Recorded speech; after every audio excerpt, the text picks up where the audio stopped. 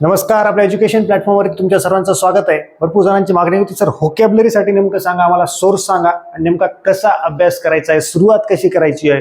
एवढ्या साऱ्या व्होकॅब्युलरी आहेत, लक्षात कशा ठेवायच्यात. इंग्लिश व्होकॅब्युलरीचा कमी वेळेत क्वालिटी अभ्यास कसा करावा. क्वालिटी पाहिजे. कुठली तरी PDF घेतली आणि 1000 आहेत 2000 आहेत बम वाचायलो, वेस्ट ऑफ टाइम. कमी वेळेत क्वालिटी एक्झाम ओरिएंटेड कसं विथ प्रूफ दाखवतो. चला बघा. ओके, हे आहे व्होकॅब्युलरी सेक्शन. ओके, कुठून घेतलंय? हे 0 एररचं घेतलंय. त्याने जे क्वेश्चन सेट आहे महेश पाटील सरांचा, त्यांचं घेतलेलं आहे हे. ओके, त्याच्यामुळे ज्यांचं घेतलंय त्यांचं दाखवावं लागेल. ओके, तुमच्याकडे कुठल्या दुसऱ्या पब्लिकेशनचा असेल काही प्रॉब्लेम नाही, घेऊ शकता. जर नवीन घ्यायचं असेल तर हे घेऊ शकता. ओके, 1984. ओके, 1984 ते आजपर्यंत आता 2026 पर्यंतचा डाटा तुमच्या समोर आहे. ओके, त्याच्यात जर बघितलं 1 2 3 4 5 6 7 8 9 10 व्होकॅब्युलरीचे चॅप्टर आहेत. नेमकं कसं करायचं आता हे दाखवायच्या आधीच पुस्तकही दाखवतो. त्यांचं दाखवलं, इथे घेतलं होतं बघा. हे 6th एडिशन 0 एरर हे घेऊ शकता 1984 ते 2025 पर्यंत. ओके, चला मेन मुद्द्याला हात घालूयात की सर तुम्ही म्हटले आता कमी वेळेत क्वालिटी करायचं आहे. मस्त मस्त सांगा आता. ओके, कसं करायचंय ते बघा. चला, ओके दिसतंय. हा, आता मेन मुद्दा आहे की बाबा कसं करायचं सांगा. तर तुम्हाला 10 चॅप्टर दिसत आहेत.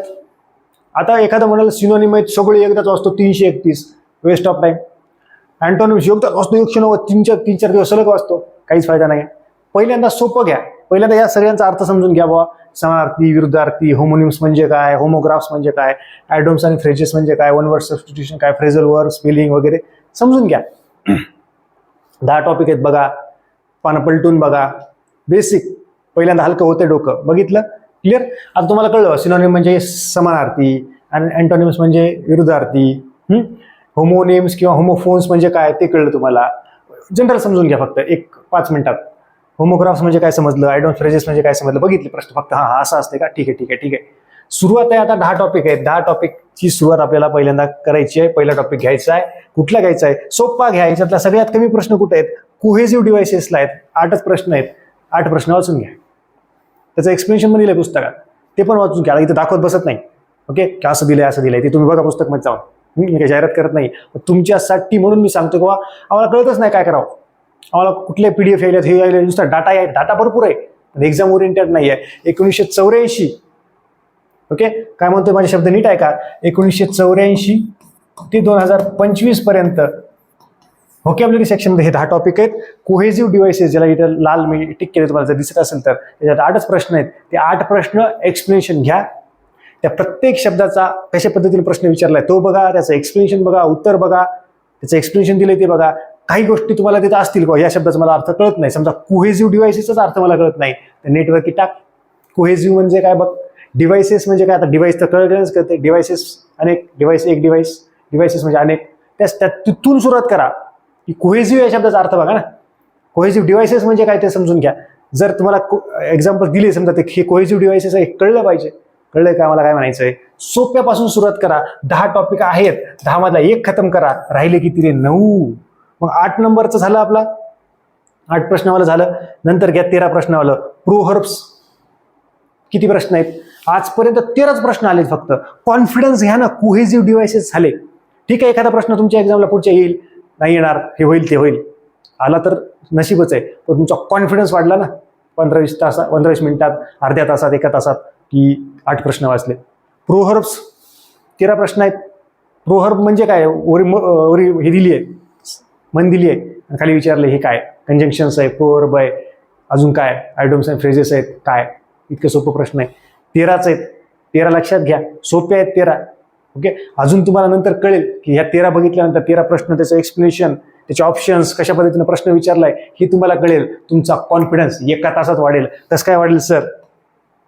10 टॉपिक पैकी माझे 2 कंप्लीट झाले, 8च राहिले.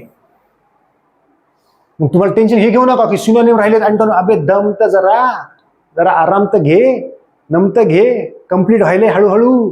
1 तासातच 2 टॉपिक झाले. खाल्लेलं पचू दे. ओके, झालं. 3 नंबरला घ्या स्पेलिंग.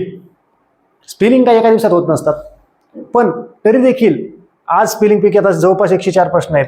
आज 25 प्रश्न करा, उद्या 25 प्रश्न करा, 25 4 दिवसात हे 25 शब्द लिहून काढा. पेज घ्या पोरं, असं पेज घ्या, लिहा स्पेलिंग. आता कोहेजिव्ह डिव्हाइसेस, कोहेजिव्ह जी अवघड वाटते तुम्हाला ती लिहा. लेफ्टनंट, अशा भरपूर स्पेलिंग्स आहेत. आणि स्पेलिंगचा अभ्यास कसा करायचा आहे? चलता फिरता जिथे स्पेलिंग दिसले त्या बघायच्यात, किंवा वेगवेगळे व्याकरणाचे वाक्य त्याच्यात सगळे शब्द तिथं स्पेलिंग शिकायच्यात आपल्याला.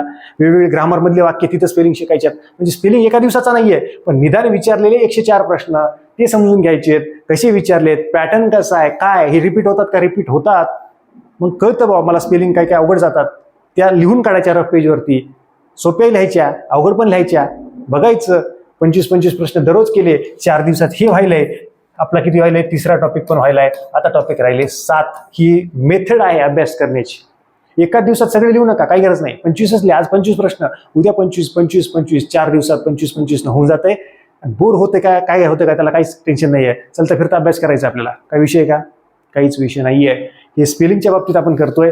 3रा हे जे लाल रेष वडली हे टॉपिक झालेला आहे आपला. आता 4था अजून घ्यायचा आहे, होमोग्राफ्स घ्या. म्हणजे 30च क्वेश्चन आहेत. होमोग्राफ्स म्हणजे काय बघून घ्या. कारण हे स्पेलिंगच्या आधी करू शकता, पण नंतर करा, काय प्रॉब्लेम. सोबत करू शकता. स्पेलिंग 25 करतोय. 3 नंबरचा टॉपिक आपला होमोग्राफ्स आहे. 30 प्रश्न आहेत, करून घ्यायचे आपल्याला. 30 प्रश्न बघायचेत, कसे विचारलेत, काय एक्सप्लेनेशन बघायचंय, काय रिपीट झाले का तुम्हाला कळून जाईल. ओके. आणि त्याच्यातले मग प्रत्येक शब्दाचा अर्थ वगैरे त्या पद्धतीने करायचंय. म्हणजे जर बघितलं एका दिवसात प्रोहब्स होऊ शकतात, कोहेजिव्ह डिव्हाइसेस होऊ शकतात, होमोग्राफ्स होऊ शकतात. 3-4 तासात पुढच्या होऊन जातं ते काम. आणि स्पेलिंगचं 25 म्हटलं तर 4 दिवसात व्हायले. म्हणजे एका दिवसात 3 टॉपिक व्हायलेत, 25 स्पेलिंगचे प्रश्न व्हायलेत. ते आपण तोडले त्याला. जर तुमच्या मनात आला असेल तर एका दिवसात पण करू शकता, पण तसं करू नका. 25 जा, तुझं कॉन्फिडन्स वाढतो आणि डोकं पण शांत राहतं. त्या पद्धतीने करू शकता. आणि 4था म्हणजे फ्रेझल व्हर्ब्स. याच्यावरती 90 प्रश्न आहेत. हे 4 जे आहेत, 1 2 3 4 5 म्हणता येईल. स्पेलिंगचं पकडलं तर 5, नॉर्मल 4 हे टॉपिक तुमचे होऊन जातात. ही आधी करायचे. काय म्हणतोय मी? ही आधी करायचे. हे जे 5 टॉपिक आहेत, होमोग्राफ्स असेल, फ्रेझल व्हर्ब, आणि हे प्रश्नाच्या माध्यमातून घ्यायचंय. प्रश्न वाचायचा आहे, समजून घ्यायचा आहे, उत्तर टिक करायचंय, त्याचं एक्सप्लेनेशन बघायचंय, कशा पद्धतीने विचारले, काय याचा अर्थ काय, त्या पद्धतीने ते समजून घ्यायचंय. असाच कमी वेळेत अभ्यास होईल. मार्केटमधलं कुठलंही पुस्तक घ्याल, जिथं फक्त 1000, समजा तुम्ही पुस्तक घेतलं, सिनोनिम आहेत 5000, अँटोनिम्स आहेत 5000 किंवा 1000 आहेत, होमोनिम्स आहेत समजा तिथं काहीतरी 500. आयोगानं विचारलेले आजपर्यंत याची बेरीज करा तुम्ही. 331, 190, 108, 30, 386, 277, 90, 104, 8, 13 याची बेरीज करा एकदा, आणि त्याची बेरीज मोजा हे किती होत आहेत. आणि त्याचं एक्सप्लेनेशन, त्याच्या खाली दिलेलं एक्सप्लेनेशन मध्ये जे काही शब्द आहेत तेच आपले पाठ नाही आहेत. आणि आपण वेगवेगळे पुस्तक आणतोय, ही डिक्शनरी ती डिक्शनरी, काय फायदा होणार आहे त्याचा. आणि अजून तुम्ही जर बघितलं लेटेस्टमध्ये पेपर झाले, तिथं एक्सप्लेनेशन दिले की रिपीट होतातच म्हणून ते. पण मेन मुद्दा आहे, विद्यार्थ्यांना ते समजूनच गेलं की घेऊन हेच बसले 4-4 तास दररोज, तरी टेन्शन यायले. याला बोलतो पहिल्यांदा आपण खालून जातोय, सोपं संपवतोय. आता 5 टॉपिक आपले झालेले आहेत क्लिअर. त्याच्यानंतर हे टॉपिक पहिल्यांदा घ्यायचे की बाबा आयडम्स and phrases, one word substitution आणि होमोनिम्स 3. नंतर त्याच्यानंतर म्हणजे पहिल्यांदा हे 5 टॉपिक तुम्ही केले 2-3 दिवसात. ओके, चालेल. याला रिव्हिजन मग तुम्ही तुमच्या वेळेनुसार तुम्हाला कळतं बाबा प्रोवर्ब वाचायला किती वेळ लागतं, 15 मिनिटं. कधी 8 दिवसात एकदा रिव्हिजन मारून टाकायचं. कोहेजिव्ह डिव्हाइसेस 15 मिनिटाचं काम आहे, रिव्हिजन मारायचं. मेन टॉपिक आहेत हे 3, आयडम्स and phrases, one word substitution. याच्यातले जवळपास तुम्ही असं ठरवू शकता की बाबा आता आपल्याला होमोनिम संपवायचे 108 आहेत, त्याला आपण दररोज 20 असं करू शकतो, किंवा आज 20 असं. ओके. त्याच्यानंतर तुम्ही आयडम्स अँड फ्रेजेस 386 आहेत, ते पण 20 असं करू शकतो. ओके, करू शकता तुम्ही, काय प्रश्न. त्याच्यानंतर वन वर्ड सबस्टिट्यूशन 277 आहे, त्यालाही 20 असं करू शकता. म्हणजे एक घ्या टप्प्याटप्प्याने. त्याच्यानंतर सिनोनिम्स आणि अँटोनिम्स हे दररोजचे 5 किंवा 10 करा, की हे 10 आजपासून मेन्सपर्यंत दररोज एवढेच करा फक्त. याचे 10 किंवा 5, याचे 5 त्याचे 5 तेवढेच करा. कारण की लक्षात ठेवणं अवघड आहे. 5 करा, जाऊ द्या, खूप नाही. आजपासून एक्झामपर्यंत दररोज फक्त 5 करायचे आहे. कारण बघा सिनोनिम्स किती 331 आहेत आणि हे 190 आहेत. एक शब्द, त्याचे वेगवेगळे समानार्थी शब्द, त्याचा अर्थ, त्याचं सगळं चांगलं होतं, सगळं आपल्याला करायचं आहे. त्याच्यामुळे 5 करू शकता दररोज. ओके, क्लिअर गोष्ट आहे. किंवा आधी मग हे संपू शकता सिनोनिम्स, पूर्ण एक 8-15 दिवस 8-10 दिवस लागतील दररोज 10 करून, आणि मग हे घेऊ शकता. परत त्याला रिव्हिजन करू शकता. ही एकाच दिवसाचं काम नाहीये की 331चा संपवतो, काहीच फायदा होणार नाही. 4 दिवस वाचले असेल काहीच नाही. हे तसंच नाहीये. पण ह्याला हे लक्षात राहतात, हे चलता फिरता अजून वाचायचंय. याला जितके जास्त रिव्हिजन देईल तेवढं महत्वाचं आहे. याला जास्तीत जास्त रिव्हिजन आणायला टचमध्येच राहावं लागतं, तरच या गोष्टी लक्षात राहतात. हे जे 3 आहेत, one word substitution, आयडम्स and phrases आणि होमोनिम्स किंवा होमोफोन्स, हे 3 जे येलो कलरमध्ये केलेत, हे जास्तीत जास्त रिव्हिजन मारायचंय. जितकं जास्त वाचू तेवढं लक्षातच राहणार आहे. पण ह्याला लिंकअपच ठेवायचंय. लिंक आजपासून सुरू केलं, दररोजच पाहिजे. हे त्याला सोडून जमत नाही हे 2, कारण की हे एका दिवसाचे काम नाही आणि पटकन आठवेल याची गॅरंटी नाही. त्याच्यामुळे याला आपल्याला सुरूच ठेवायचं ह्या कार्यक्रम. हे पहिले 2 आहे, त्याच्यामुळे मी आधी नाही सांगितले. पहिल्यांदा मला खालून सुरुवात सांगितली, खालूनच छोटे घे, संपव, कॉन्फिडन्स घे. ओके, 10 पैकी घे, 7-8 झाली आपलं. यस, 4-5-6 झाली, 5-6 टॉपिक झाली. यस, कॉन्फिडन्स वाढलाय आता जबरदस्त पद्धतीनं. मग नंतर हे घे आणि हे दररोजच सुरू ठेव. हे दररोजच ठेव, दररोज, आजपासून एक्झाम्पल दररोज. पण हे 3 आहेत ना, हे मेन आहेत. पण हे आपल्याला लक्षात राहतं. गिफ्ट ऑफ गॅप किंवा ग्लुटॉन किंवा बर्न मिडनाईट ऑइल, असं आहेत, भरपूर आहेत तसे. ते आपण दररोज होऊ शकतो, लिहून घेऊ शकतो, काही ट्रिक करू शकतो. दररोजची 10 असं करू शकतो, दररोजची 20 करू शकतो. मग त्याला तोडू शकतो, लिहून घेऊ शकतो. हा चला असं आहे, चलतं ते. पण सिनोनिमला लिहू शकतो, अँटोनिम्सला लिहू शकतो, आणि लिहून त्याचा फायदा नाही. गेलो नेटवर बघतो, हा लिहून घेतो. पहिल्यांदा तेच कर. किती लिहिले ते संपणार नाहीये हे. पण हे स्पेसिफिक एवढ्याला एवढे आहेत. समजा व आयडम्स आणि फ्रेजेस 386, जवळपास 400 धरू. 400 स्पेसिफिक आहेत. त्याला तोडलं दररोजची 20 होतं. ते 20चं पॅकेट करायचं. डे 1, डे 2, डे 2 किती दिवसात होतं ते कळून जातं. ओके, पण हे वेळ लागतो. याला 4-5 रिव्हिजन लागतात, तेव्हा गोष्टी या लक्षात राहतात. त्यामुळे डे वाईज नाही, याला दररोज 5-5 प्रश्न करू शकता. आणि ह्या 3 जे आहेत, हे येलो कलरने केलंय, याला तोडा, याला भागिले करा 200. आता 300 समजा धरा, 20 करून धरा. 20. ओके, लागू द्या, वेळ लागू द्या. 8 दिवसात मग त्याला 100 वाचले, कळतं. अरे हा, मग समजा 277 पैकी तुम्हाला कळलं की 77 जरा अवघड चालेल, 200 जरा आले टप्प्यात, आता ठीक आहे ना, चल द्या. ओके, त्या पद्धतीनं सांगतो तुम्हाला. ओके, त्याच्यानंतर ही जी टेस्ट सिरीजची बॅच, टेस्ट सिरीज ज्यांना लावायची आहे फक्त कंबाईन पूर्व परीक्षेची, ग्रुप बी आणि सी ची, ही तुम्ही लावू शकता. किंवा ज्यांना आपली personal mentorship batch test series आणि डेली स्टडीज टार्गेट हे लावायचं असेल त्यांनी ही बॅच जॉईन करू शकता. ओके, आणि हे आपलं ॲप्लिकेशन प्ले स्टोअरला आहे, हे तुम्ही करू शकता. आणि रेग्युलर आपली गुलाल बॅच पण दरवर्षी 27 पण सुरू आहे. गुलाल बॅच आपल्या ॲप्लिकेशनला उपलब्ध आहे. ओके, मेन महत्त्वाचा मुद्दा आहे. ओके, हे पुस्तक आणि त्यांचं हे. परत एकदा सांगतोय, छोटे घ्या, इथून सुरुवात करा. प्रोव्हर्बपासून किंवा कोहेसिव्ह डिव्हाइसेसपासून 8 प्रश्न, 13 प्रश्न, 30 प्रश्न, 90 प्रश्न, 104 प्रश्न, 5 टॉपिक तुमचे व्हायलेत. हे 2 ला इथं टिक केलेलं आहे. हे आजपासून एक्झामपर्यंत दररोजच करायचे आहेत आपल्याला, त्याला सुट्टीत नाही द्यायची. हे 5-5च करू शकता दररोजची, 5 असं करून आजपासून एक्झामपर्यंत दररोज. किती वेळ लागतं? 10 मिनिटं लागतील, 5 मिनिटं लागतील चलता फिरता. हा, एवढी 5. ओके, हे शब्द आहे. ओके, काय हे लक्षात राहणार नाही जास्त, हे आहे. ओके, बाकीचे हे येलो कलरमध्ये केले हे लक्षात राहतात. त्याला मल्टिपल टाइम रिव्हिजन लागतंच, पण तेवढी मेहनत लागत नाही याच्यापेक्षा. पण हे समजून घ्यायचे असतात, काहीतरी त्या ट्रिक करायची असते, काहीतरी लिहून घ्यायचं असतं. एखादी खूपच अवघड आहे ती वेगळ्या पेजवरती लिहून घ्यायची. मग त्याचा एक कीवर्ड काढायचा, की असं काही ट्रिक करू शकतो. काही युट्यूबला फ्रीमधले व्हिडिओ असतील तिथून बघून घ्यायचे, काही ट्रिक असतील तिथून. ओके, सगळं साम दाम दंडभेद ते करायचं आपल्याला. ओके, पण मेन मुद्दा आहे, पोरं इथूनच सुरू करतात आणि इथंच अडकून बसतात. त्यांना कधी इथं यायची वेळच येत नाही ह्या 3 पर्यंत. आणि ह्या 3 पर्यंत नाही आले, हे बाकीचे 5 पर्यंत यायची वेळच येत नाही. त्याच्यामुळे याला तोडलंय. हे 5 हे अंडरलाईन केलेले, हे 2 दररोज आजपासून एक्झाम करून, हे दररोज बारके जे विना हायलाईट केले ते, हे येलो कलरचे ते नंतर. 3 शब्दात सांगतो आता. व्होकॅब्युलरीचा अभ्यास कसा करायचा आहे. हे जे पांढरे आहेत, हे लाल टिक केलेत, हे पहिल्यांदा. ओके, हे वरचे 2 सिनोनिम अंटोनिम हे दररोज आजपासून एक्झामपर्यंत दररोज 5 करा, 10 करा, काय करायचे करा, काही प्रॉब्लेम नाही.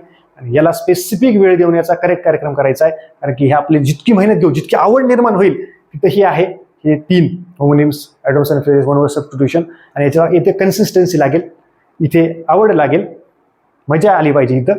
आणि हे इच्छाशक्तीचा मार्ग आहे इथं. हे जे लाल टिक केले हे छोटे आहेत, 10, 12, 15, 30, 20, 90. इच्छाशक्तीचा आहे की इच्छाशक्ती पाहिजे आपल्याला, की चला सुरुवात करतो, सुरुवात जबरदस्त करतो. जर तुम्ही वरच्या पद्धतीने जर सुरू केलं असतं तर तुम्ही इथंच अडकले असते, खाली गेलेच नसते. तुमचा कॉन्फिडन्स झालाय की 10 पैकी 5 तर चिल्लरच आहेत, 2 तर दररोजच करायचे आजपासून एक्झाम पर्यंत.